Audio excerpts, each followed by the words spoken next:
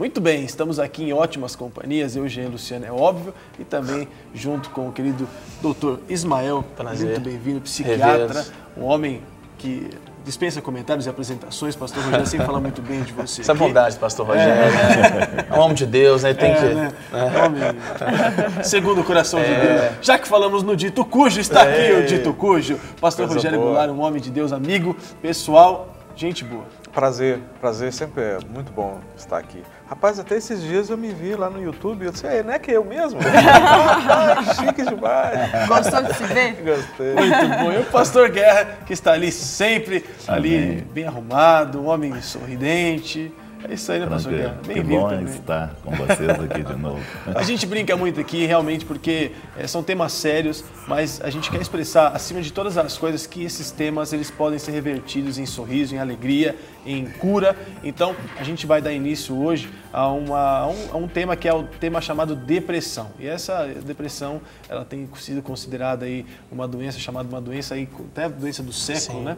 E a gente sabe que pessoas cometem até o suicídio por causa da depressão, que começa às vezes pequenininha, ou se não às vezes vai se agravando, e quando não tratada, as coisas tendem a piorar. É claro que muito melhor do que eu, tem o Dr. Ismael, que vai comentar muito sobre esse assunto, sobre a depressão, mas antes de mais delongas, antes da gente falar um pouco sobre depressão, nós fomos às ruas e o pessoal da rua comentou um pouco sobre esse tema. Vamos ver o que comentaram e a gente volta aqui para falar também. Vamos lá. A depressão é uma doença psiquiátrica que requer cuidados médicos. Em alguns casos, se não for tratada, pode inclusive levar à morte. Mas nem todas as pessoas estão atentas aos perigos da depressão. Nós viemos às ruas saber o que o povo pensa sobre este assunto. Para você, depressão é doença séria ou é frescura? É uma doença. Você acha que as pessoas têm consciência disso? Tem. Depressão é doença séria ou é frescura? Doença séria. Você acha que todo mundo tem consciência disso? Não, nem todo mundo. Fala que é frescura. Você conhece alguém que já teve depressão? Sim. Como que é para a pessoa sair da depressão? É um desafio? Muita. A pessoa sofre muito, é uma pessoa introspectiva, é uma pessoa que fecha no seu mundo, é uma pessoa que não quer muita conversa, uma pessoa que reserva ao máximo o seu direito, se fecha para a sociedade como um todo. O que você acha que é o maior desafio para uma pessoa que está deprimida para ela conseguir sair desse mal? É difícil, porque tem que encontrar forças nela mesma para poder sair, no momento que ela não acha isso, né? Ela precisa de ajuda externa mesmo para conseguir, né? Quando alguém tem depressão, o que você acha que a pessoa deve fazer para conseguir sair desse problema? Sinceramente, eu acho que ela tem que procurar Deus primeiro, porque eu acho que é muito grave isso. Quando uma pessoa tem depressão, como que você acha que ela pode fazer para sair desse mal? Para sair, é só Deus mesmo. Não existe outro meio. Você acha que é frescura ou você acha que é uma doença séria? Não, sim, é uma doença. Não só a questão, né, o físico e tudo, mas eu creio que é a falta de Deus em si. Né? A pessoa que não tem Deus na vida, ela está sujeita a tudo. Eu creio que a depressão seja uma pessoa sem Deus, né? Sem a presença do Espírito Santo na vida dela. Entendeu? Aí não dá nem para discernir se é doença, se é frescura, é a falta de Deus mesmo. O tema é complexo, há quem diga ao contrário do que foi dito aí, há quem diga a favor. Bom, a gente antes mesmo das nossas perguntas, são muitas, e das explicações, o povo da rua também perguntou. Então eu gostaria que a gente ouvisse essas perguntas e aí, doutor Ismael, pastor Guerra e pastor Rogério já responde e depois a gente complementa com as nossas privilégios sempre do pessoal que está em casa e nas ruas. Então, por favor, vamos lá, o assunto é depressão. Oi, meu nome é Poliana. Eu gostaria de saber como que nós possamos lidar com a depressão em meio à família. Quem responde, hein, gente? Quem começa? Hoje tem tanta gente. Das honras da casa você, pastor Rogério? Então tá bom. Eu não prestei atenção na pergunta dela, mas o que foi com a família? Com a família. Como lidar com a depressão dentro da sua própria família? Na realidade, muitas vezes, quando a pessoa entra em depressão, ou seja, toda a família, ela participa, né? São codependentes, na realidade, daquele que está sofrendo a situação, porque a situação que a pessoa sofre é, muitas vezes, a apatia, a tristeza, o desejo de não querer mais viver, ou seja, e aí, dependendo do nível, do grau, né, que nós vamos falar falar sobre isso aqui, a tendência da pessoa começar a se enclausurar e não querer sair. Então, na realidade, o que a família precisa fazer é ter o entendimento de que precisa de uma forma imediata trazer uma assistência para essa pessoa, ou seja, levar um especialista, um profissional para que possa trazer a medicação apropriada, se esse é o caso, né? Ter uma paciência muito grande, porque muitas vezes a família não tem paciência, e é justamente o que ali a repórter perguntou, é frescura ou é real? E normalmente as pessoas ainda têm esse entendimento de que é uma frescura, e a gente sabe que não é uma situação delicada, e só quem passou sabe exatamente a realidade de uma depressão. E a pergunta dela é muito benéfica pelo seguinte, muitos familiares cobram demais daquela pessoa, você tem que reagir, você tem que sair dessa cama, você tem que fazer alguma coisa, e às vezes a pessoa não tem condição de fazer. Não tem condições. E até eu queria jogar essa pergunta para o doutor Ismael, que é psiquiatra. A pessoa, ela consegue ter uma atitude de mudança sozinha em alguns casos? Nós vamos... Depois a gente pode explicar esses níveis, mas a gente tem níveis de depressão muito diferentes. A rigor, a gente tem depressão mais leve, depressão moderada e depressão mais grave.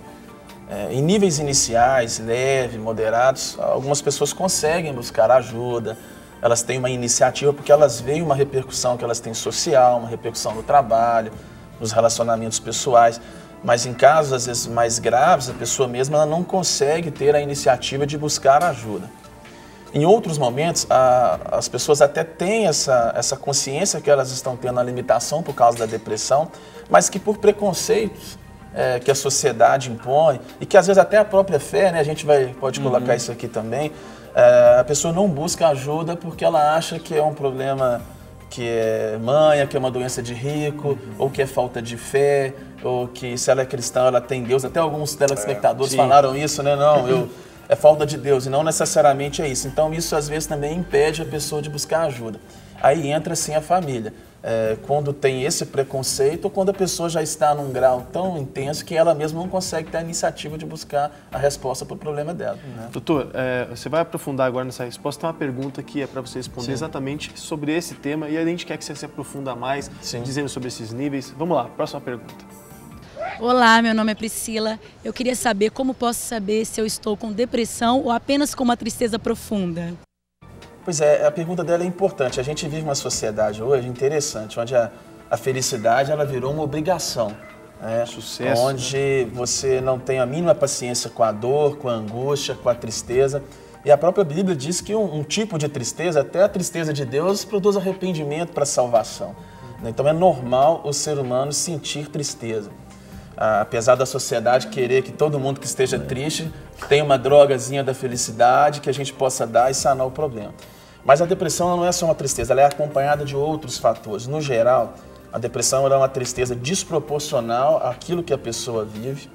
Ela é uma tristeza que persiste dias seguidos. A gente usa um critério de 15 dias, mas normalmente a pessoa ela fica triste a maior parte do dia, durante semanas ou meses seguidos. Isso é acompanhado de perda de energia, a pessoa fica um cansaço desproporcional ao que ela está fazendo, ela perde o prazer nas coisas que antes ela tinha prazer de fazer, ela para de ter iniciativa, ela perde a iniciativa de coisas novas. Em alguns casos, ela tem sintomas mais físicos também. Por exemplo, há pessoas que têm depressão que não dormem.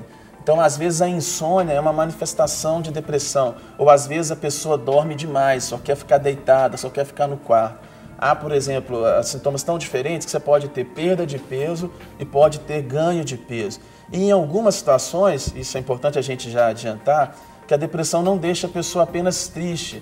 Principalmente em idosos ou em crianças, a depressão, às vezes, ela se manifesta um pouco com irritabilidade, com dor no corpo, principalmente nos idosos, com uma fadiga. E aí leva a um subdiagnóstico, porque a vovó está esquecendo mais, ela está meio apática e ela está muito nervosa.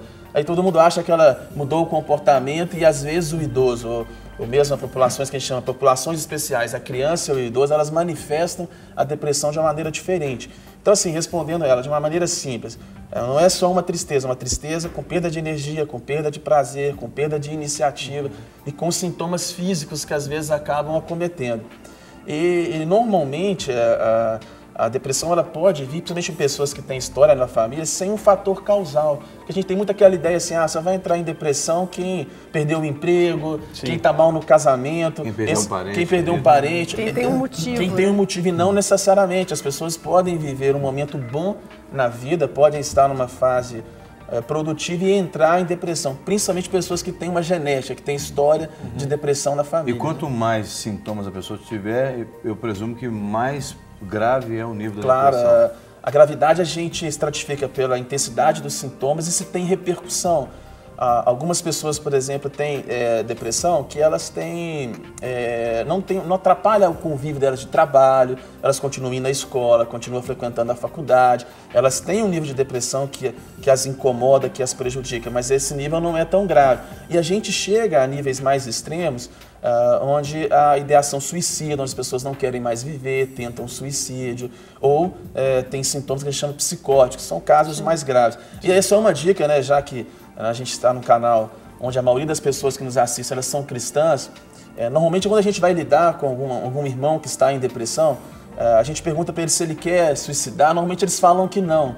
Mas se a gente pergunta assim, olha, você está pedindo a Deus para te levar ou para você ter uma coisa, eles falam que sim.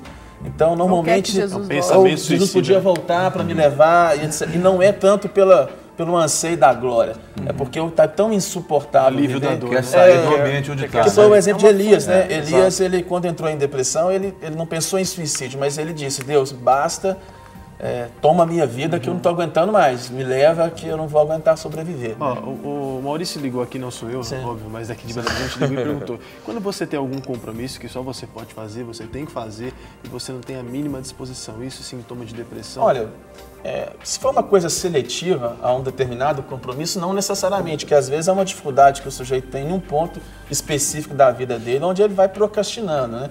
Mas normalmente essa pergunta do Maurício é importante porque a depressão ela te tira a iniciativa para coisas diversas, né? E o mais interessante é que não é só para coisas ruins, para um trabalho, para uma coisa que tem que resolver. Até coisas prazerosas, atividade física, ir à igreja, sair com os amigos, coisas que antes davam prazer, a pessoa passa a perder o prazer nessas coisas. Então é de se pensar, né? Bom, a gente tem mais uma pergunta do povo, vamos lá. Oi, meu nome é Lorena. Depressão tem cura? Olha, é uma pergunta interessante. Nós temos, assim, depressões que você vai tratar um período da vida, a pessoa vai tratar 1 ano, mais ou menos, ela vai ter alta e não vai precisar mais de acompanhamento psicológico ou acompanhamento médico. E nós temos depressões em que elas vão ser doenças crônicas.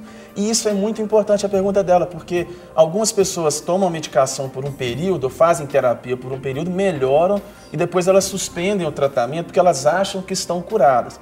Então, já para o telespectador entender, algumas depressões vão ser igual a hipertensão e diabetes. Você vai ter que tratar talvez o resto da vida. Outras depressões, não, você vai tratar por um período, vai ter alta e vai resolver. Normalmente, assim, só uma regra básica. Quem tem história na família, tem genética positiva, tem vários casos, tem uma tendência biológica à depressão, tem um risco maior de tratar o resto da vida, são casos mais graves.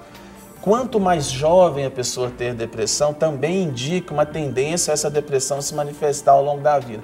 Então, alguém que teve depressão com 50 anos, depois de um estresse, é muito melhor do que alguém que com 15, 16 anos já desencadeia uma depressão.